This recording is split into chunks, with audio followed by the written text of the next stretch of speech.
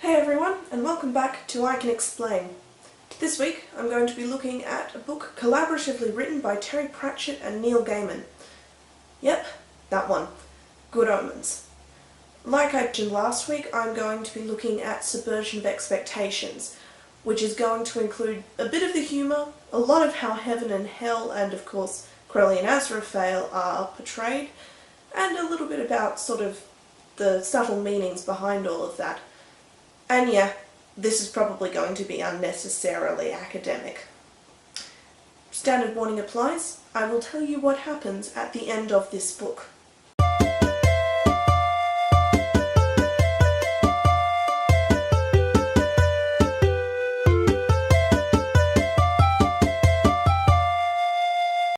So to kick us off, let's have a look at the setup of this novel. The first scene is an argument between an angel and a demon, who talk pretty much like humans, really. They're having an argument over whether doing their job was the right or the wrong thing to do.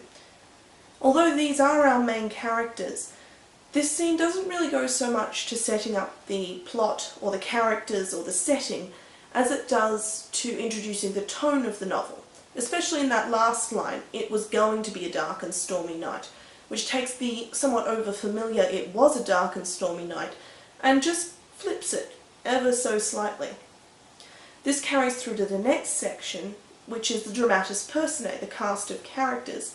It's set up like a 16th century manuscript, and the dramatis personae is in Latin, very reminiscent of Shakespeare or the theatre. And the whole thing is so archaic and fanciful and so self-important that it's really funny when it contains items like Madame Tracy, painted Jezebel, mornings only, Thursdays by appointment, or Crowley, an angel who did not so much fall as saunter vaguely downwards. This whole setup also introduces that very contradictory tone of the novel.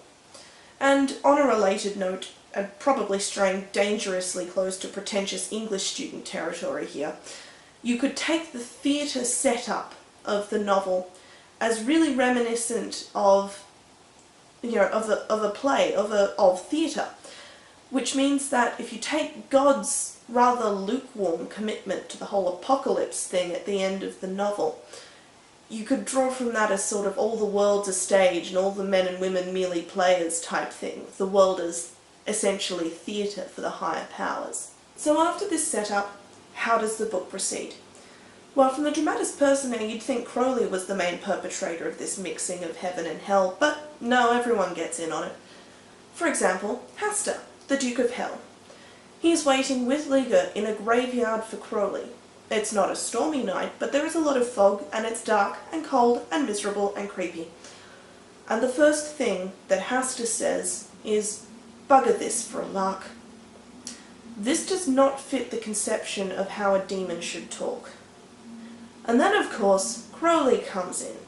He is probably the least frightening demon ever. He drives a 1926 Bentley, listens to Queen through no fault of his own, and hates the 14th century. He mainly acts like a very long-lived and cynical human. When the demons greet him, they say, "All hail Satan," and he responds with, "Hi." But here's where it gets really interesting.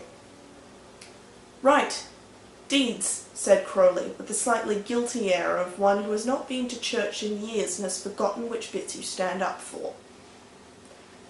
Why is a demon being compared to a churchgoer? And for that matter, later on when Azrael fixes Anathema's bike, why is the wheel now as round as a circle of hell? This mixing of heaven and hell goes right through the book, and the book even comes right out and says it. Azrael and Crowley occasionally do each other's jobs because, well, they were both of angel stock and it'd get done anyway. One of the main questions through the book is whether or not demons can actually do anything on their own terms because of God's ineffable plan. And this is before we even get to the humans. One of the most striking things about Crowley and Azrael is how much closer they are to humanity than to their respective higher beings. Crowley is very materialistic, has an apartment full of things that shouldn't work but do. Azrael is initially convinced to help Crowley avert the apocalypse with the threat of no gravlax with dill sauce, no fascinating little restaurants where they know you, no Daily Telegraph crossword. All of these little luxuries that he's grown accustomed to and particularly attached to. The thing that both of them remember most about the Reign of Terror was the nice restaurant that Azraphale took Crowley to. Neither of them see humanity in terms of the bigger picture, but rather on its own level, in the minutiae and in the things that affect them personally. This also happens on a slightly smaller scale with Anathema Device and Shadwell. Anathema is a witch who is too psychic for her own good, and relies not on charms or incantations to protect herself, but on the bread knife that she keeps with her at all times. Shadwell is a witch hunter in the proud tradition of witch hunters who fights with bell, book, and practically candle.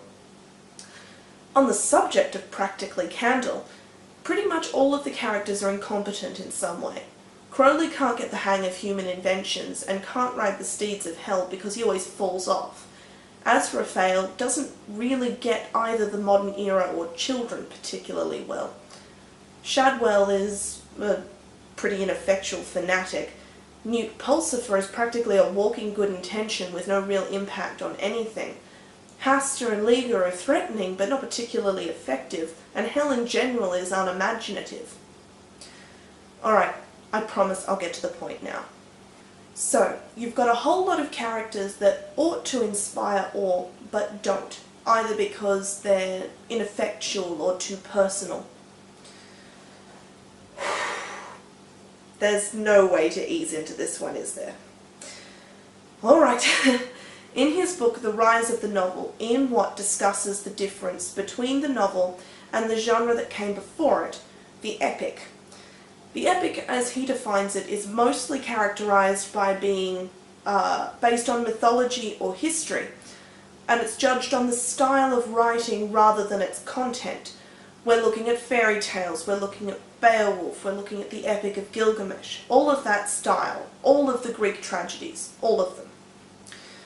The difference between the novel and the epic is that the novel brings things much closer. In fact, it was originally considered a low art form because of this. The epic cannot be brought close. And in order to have comedy, it has to be. See, if you look at just the characters that are typical in the epic, typical, say, in fairy tales, you have the chivalrous prince, the perfect princess. You look at those characters and you can't take them seriously. None of them are real people. Real people don't act like that. What the novel does is it brings everything closer, much more realistic. It allows you to have comedy. It allows you to have more complex characters. This is not to say that all novels are comedic, but chances are if you have a comedic epic, it isn't really an epic at all anymore. So you've got angels and demons reduced to the level of humans and brought away from the epic archetype. So what does that do? Well, for one, it brings humans up to the level of angels and demons. One of the big points through the whole story is that humanity is the worst of hell and the best of heaven.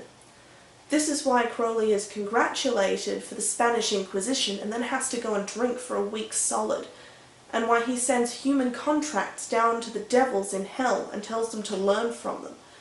But also why Adam, who ends up being human incarnate rather than heaven or hell incarnate, saves the world from the apocalypse, because humans deserve a second chance. But, you know, this is Terry Pratchett and Neil Gaiman. The main reason why this is all humanized is because it's damn funny. Alright, so that's my piece for this week. Thanks for sitting through another one, and, you know, rate, comment, subscribe, just press buttons, I don't really care. And next week, I'm going to be talking about the creepiest of villains.